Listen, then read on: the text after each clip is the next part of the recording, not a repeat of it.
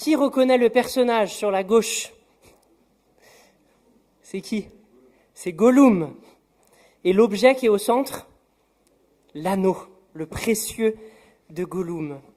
Si je vous montre cette image ce matin, alors déjà, pour ceux qui ne connaissent pas, c'est l'adaptation cinématographique de la trilogie du Seigneur des Anneaux, du grand Tolkien. Je vous recommande les livres si vous n'avez jamais lu, les films aussi si vous préférez. Et dans cette histoire, ce personnage à gauche là détient l'anneau pendant la majorité du temps de l'histoire du Seigneur des Anneaux en tout cas, et se fait littéralement ronger par la possession de cet objet, d'où son air abominable. Et si je vous montre cette image ce matin, c'est parce que l'histoire de Gollum avec l'anneau dans la saga du Seigneur des Anneaux nous pose une question intéressante pour notre texte d'aujourd'hui, pour notre prédication d'aujourd'hui.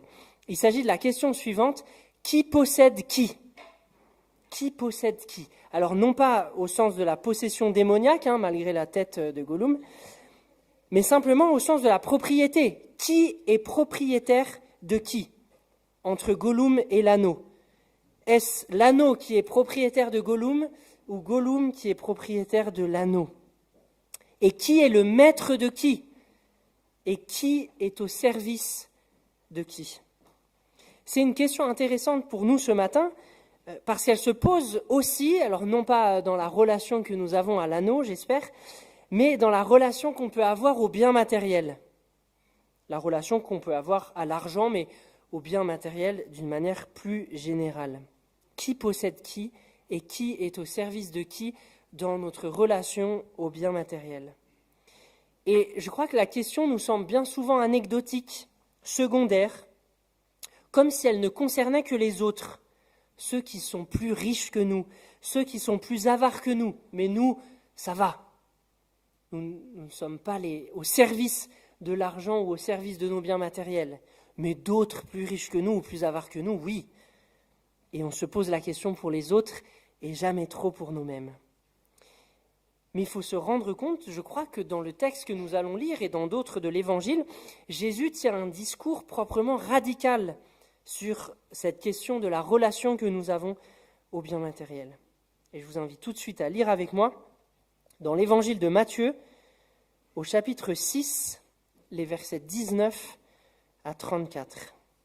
Matthieu 6, versets 19 jusqu'à 34, et le texte s'affiche. Ne vous amassez pas des richesses sur la terre où elles sont à la merci de la rouille, des mites qui rongent ou des cambrioleurs qui percent les murs pour voler. Amassez-vous plutôt des trésors dans le ciel où il n'y a ni rouille, ni mites qui rongent, ni cambrioleurs qui percent les murs pour voler. Car là où est ton trésor, là aussi sera ton cœur.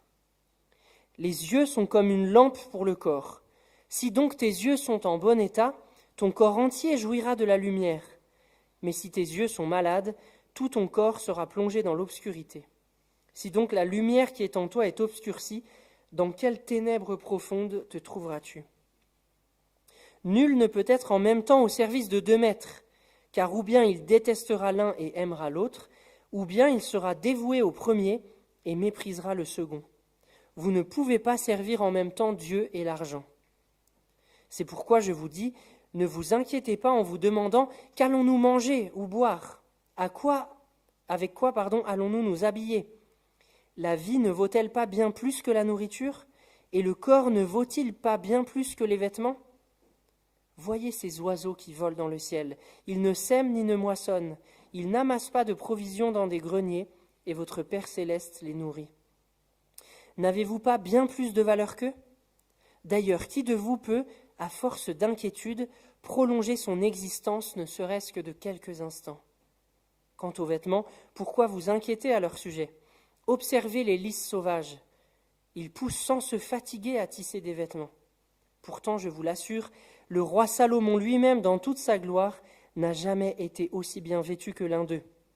Si Dieu habille ainsi cette petite plante des champs qui est là aujourd'hui et qui demain sera jetée au feu, à plus forte raison ne vous vêtira-t-il pas vous-même?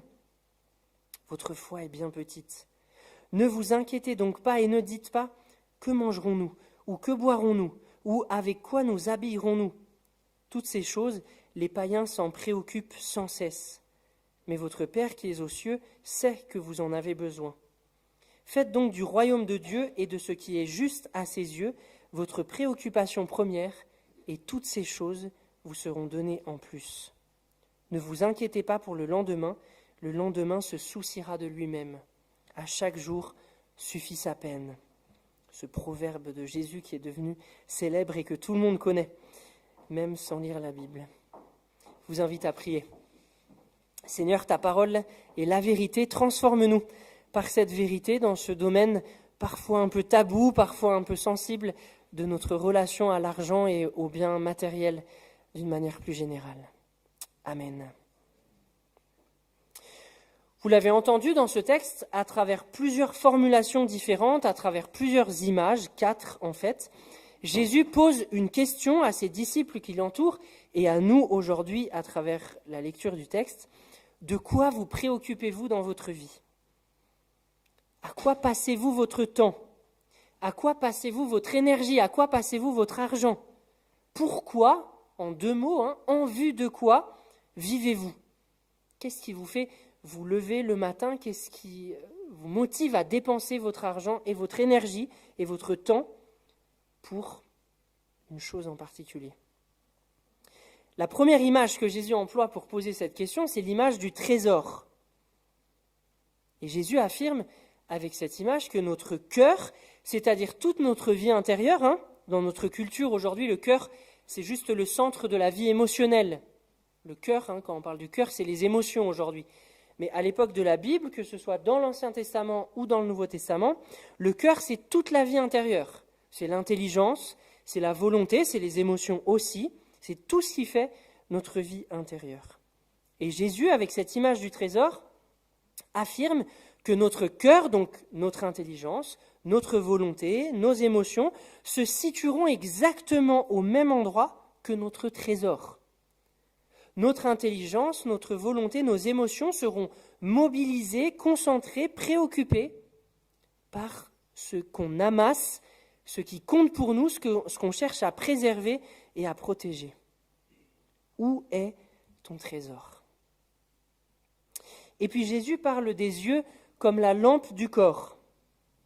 Une image encore qui nous indique, et ça je crois que c'est intéressant de le noter pour bien comprendre ce discours de Jésus, qui nous indique que le problème n'est pas tant dans les biens matériels en soi, mais dans la relation que nous avons avec eux. L'image des yeux nous interroge sur notre regard, non pas sur les biens que nous possédons ou que nous rêverions de posséder, mais sur la manière justement dont nous considérons ces biens, sur la relation que nous avons avec ces biens que nous avons ou que nous n'avons pas. L'image des yeux qui peuvent être malades ou qui peuvent être en bonne santé et qui peuvent donc plonger le corps, tout le corps dans la lumière ou dans l'obscurité, interroge notre manière de regarder le monde et de regarder en particulier les richesses du monde. Et Jésus, à travers cette image, nous demande vers où se porte ton regard et de quelle manière regardes-tu le monde et ses richesses.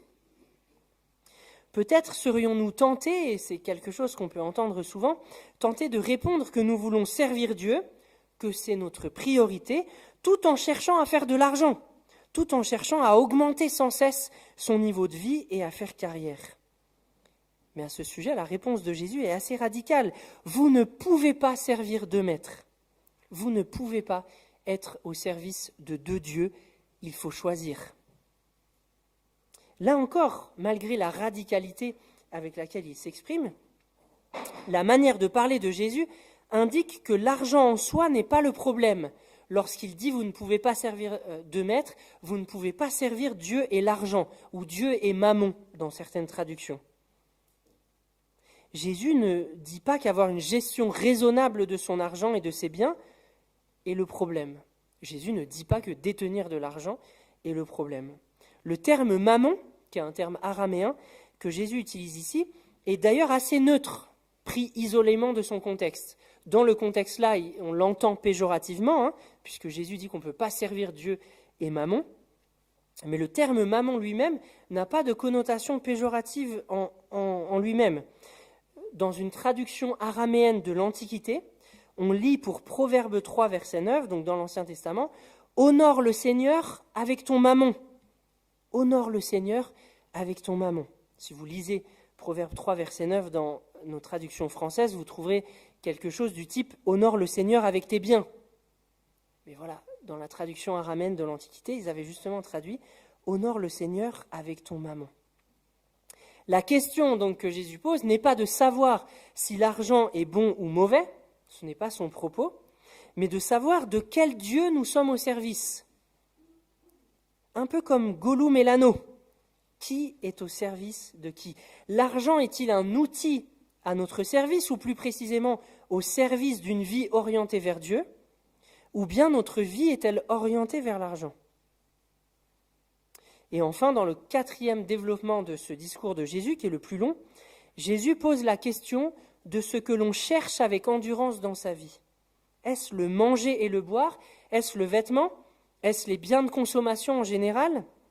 Est-ce que ma motivation, c'est de gagner plus pour pouvoir m'acheter le dernier iPhone ou je ne sais pas quoi d'autre? Encore une fois, ce n'est pas l'iPhone le problème, vous pouvez mettre n'importe quoi à la place dans la question.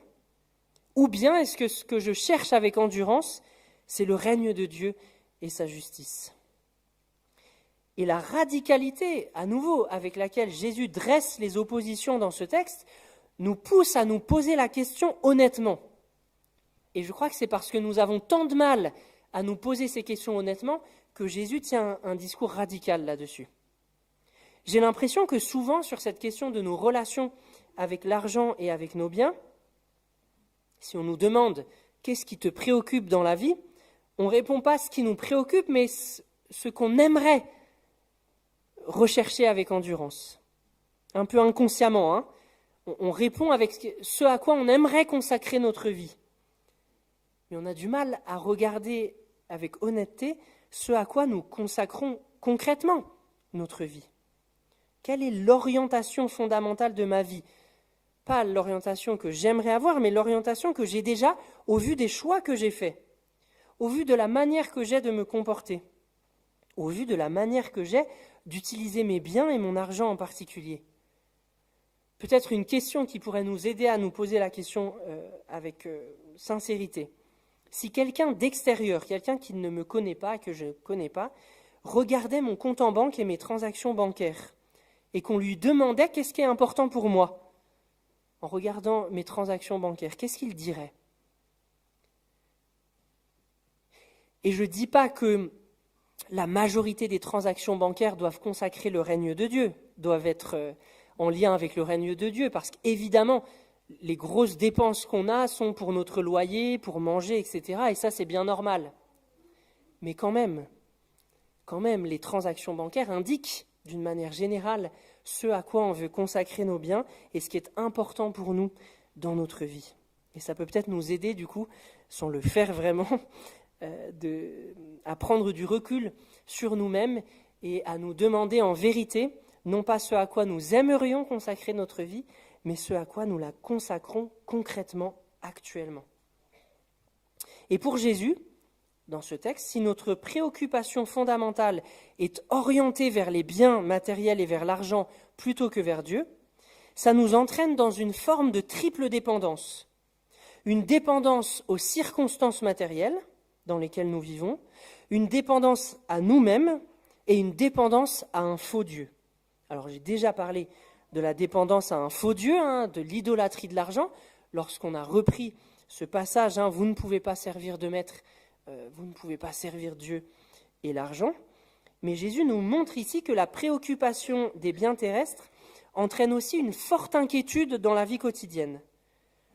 Si nous sommes principalement préoccupés des biens matériels, nous allons sans cesse avoir ces questions qui tournent, et je pense que ça nous est déjà tous arrivé. De quoi demain sera fait? Qu'allons-nous manger ou boire?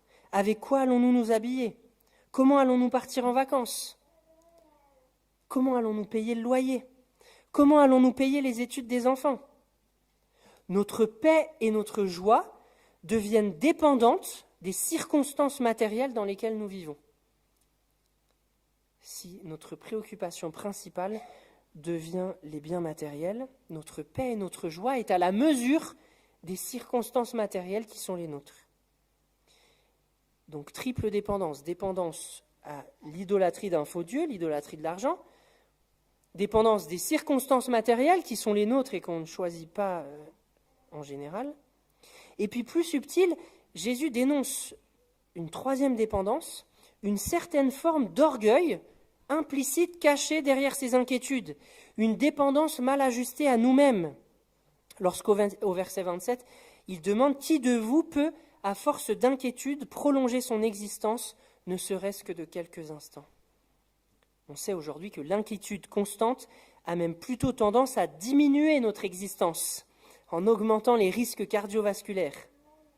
S'inquiéter sans cesse de ces biens terrestres, dit Jésus, c'est vivre comme si nous avions le pouvoir de prolonger notre existence, pouvoir que nous n'avons pas.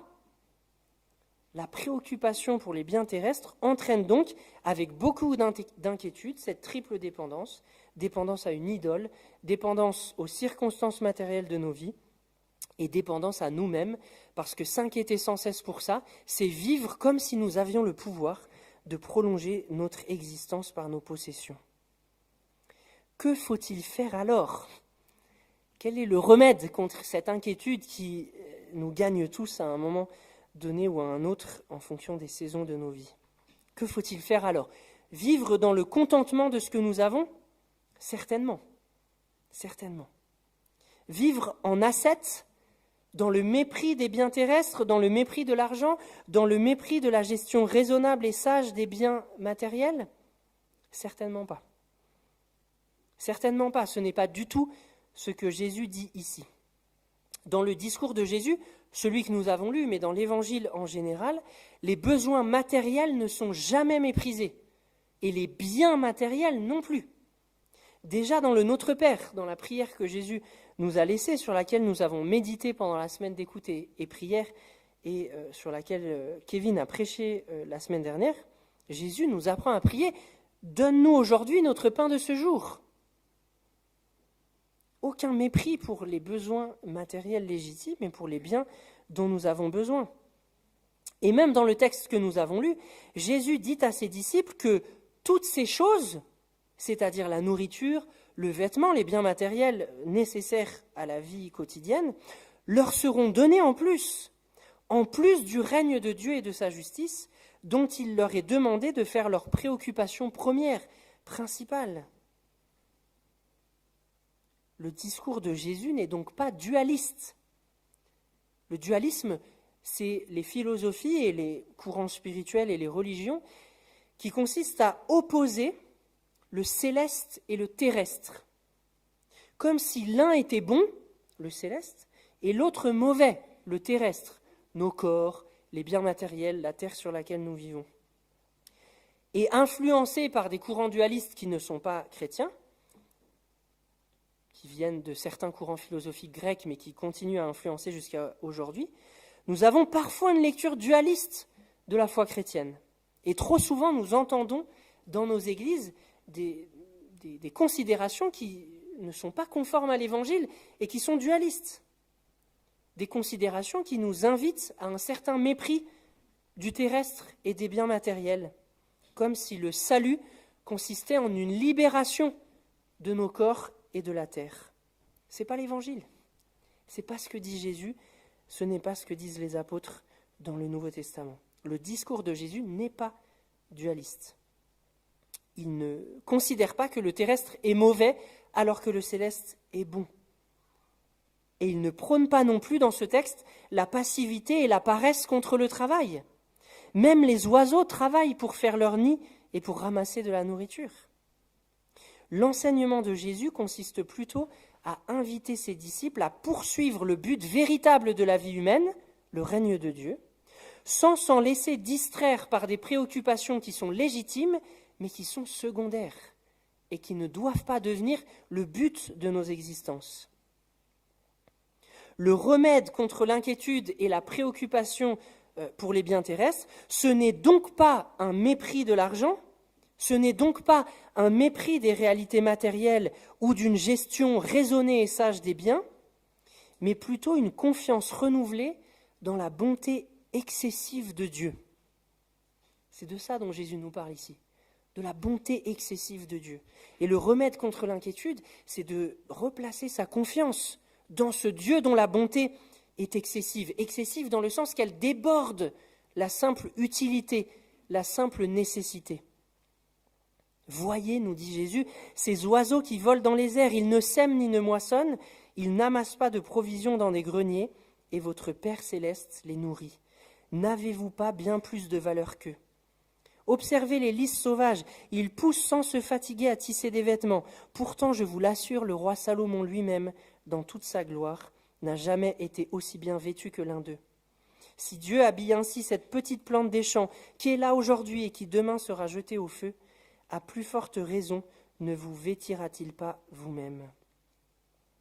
En prenant ces deux exemples issus de la création, Jésus attire, je crois, notre attention sur deux choses. Tout d'abord, notre vie, y compris la vie de nos corps.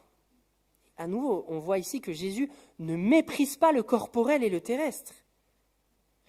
Parce qu'à travers ces exemples, il dit que la vie est notre vie corporelle. Nous avons besoin de manger, de vêtir nos corps. Cette vie corporelle vaut bien plus aux yeux de Dieu que la vie des oiseaux et que la vie des plantes dont Dieu prend déjà le plus grand soin. Ça, c'est la première facette du remède contre l'inquiétude. La valeur de nos vies aux yeux du Créateur qui prend soin de son œuvre. Et deuxièmement, c'est ce que j'annonçais il y a un instant, Dieu, nous dit Jésus, est un Dieu dont la bonté est excessive. Elle est excessive dans le sens qu'elle dépasse largement la simple utilité. Et on voit ça en particulier dans le deuxième exemple que prend Jésus, les lys sauvages, qui sont choisis comme le signe par Jésus de cette facette de Dieu.